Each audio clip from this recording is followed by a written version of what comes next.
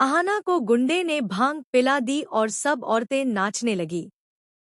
तभी अहाना बेहोश होते होते बची।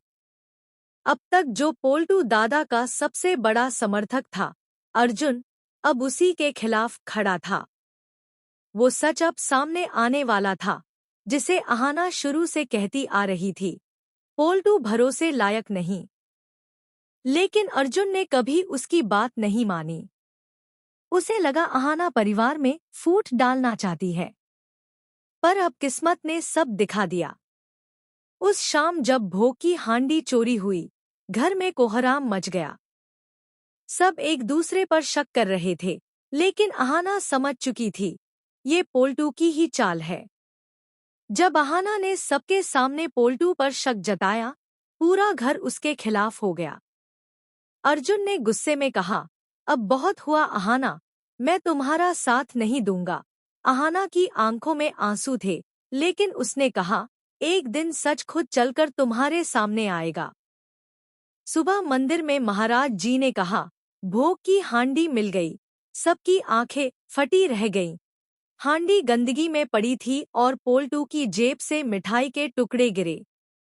अर्जुन गुस्से से बोला, तेरी हिम्मत कैसे हुई माता रानी के भोग को अपवित्र करने की? पोल्टू बोला, मैंने कुछ नहीं किया।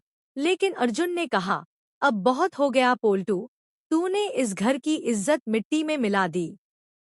अहाना दूर खड़ी सब देख रही थी। उसकी आंखों में राहत थी।